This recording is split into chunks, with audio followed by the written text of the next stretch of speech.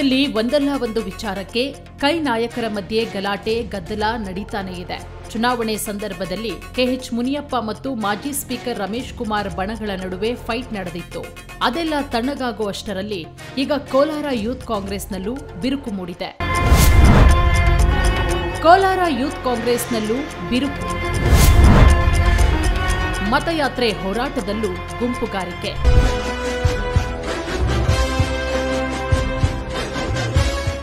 ಮತಗಳ್ಳತನದ ವಿರುದ್ಧ ಜನಜಾಗೃತಿಗೆ ಮುಂದಾದ ಯೂತ್ ಕಾಂಗ್ರೆಸ್ ಕೋಲಾರದಲ್ಲಿ ಪಂಜಿನ ಮೆರವಣಿಗೆ ಹಮ್ಮಿಕೊಂಡಿದ್ರು.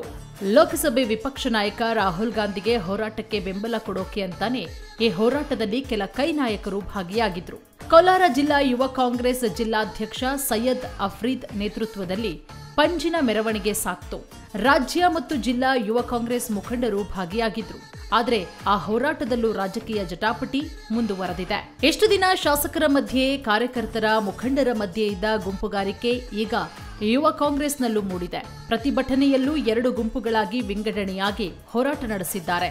ಅಧ್ಯಕ್ಷ ಅಫ್ರೀದ್ ನೇತೃತ್ವದ ಒಂದು ಗುಂಪು ಇಟಿಸಿಎಂ ವೃತ್ತದಿಂದ ಮೆರವಣಿಗೆ ಮಾಡಿದ್ರೆ, ಇತ್ತ ಮಾಲೂರು ಶಾಸಕ ಕೆವೈ ನಂಜೇಗೌಡ ಪುತ್ರ ರಾಜ್ಯ ಯುವ ಕಾಂಗ್ರೆಸ್ ಪ್ರಧಾನ ಕಾರ್ಯದರ್ಶಿ ಸುನಿಲ್ ನಂಜೇಗೌಡ ಬಣ ಬೈರೇಗೌಡ ನಗರದಿಂದ ಪಂಜಿನ ಮೆರವಣಿಗೆ ಮಾಡಿದೆ.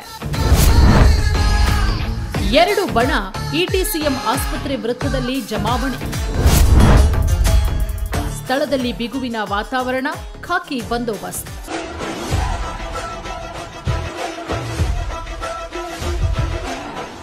ಇನ್ನು ಕೋಲಾರದ ಕಾಂಗ್ರೆಸ್ನ ಎರಡು ಬಣಗಳು ಮೆರವಣಿಗೆ ವೇಳೆ ಇಟಿಸಿಎಂ ಆಸ್ಪತ್ರೆ ವೃತ್ತದಲ್ಲಿ ಜಮಾವಣೆಯಾಗಿದೆ. ಸ್ಥಳದಲ್ಲಿ ಕಾಂಗ್ರೆಸ್ ಕಾರ್ಯಕರ್ತನ ನಡುವೆ ಜಗಳ ಆಗೋ ಸಾಧ್ಯತೆ ಹೆಚ್ಚಾಗಿದೆ. ಅದರಿಂದ ಸ್ಥಳದಲ್ಲಿ ಬಿಗುವಿನ ವಾತಾವರಣ ನಿರ್ಮಾಣವಾಗಿದ್ದು ಪೊಲೀಸ್ ಬಂದೋಬಸ್ತ್ ಹೆಚ್ಚಿಸಲಾಗಿದೆ. ಎರಡು ಬಣದ ಮಧ್ಯೆ ಗಲಾಟೆ ಸಾಧ್ಯತೆ, ಕೈ ಮುಖಂಡ ಮನವೊಲಿಕೆಗೆ ಸರ್ಕಸ್. ಒಂದ್ ಕಡೆ ಪೊಲೀಸ್ ಭದ್ರತೆ ಹೆಚ್ಚಿದ್ರೆ, ಇನ್ನೊಂದು ಕಡೆ ರಾಜ್ಯ ಯೂತ್ ಕಾಂಗ್ರೆಸ್ ಮುಖಂಡರಿಂದ ಮನವೊಲಿಸುವ ಸರ್ಕಸ್ ನಡೆಸುತ್ತಿದ್ದಾರೆ.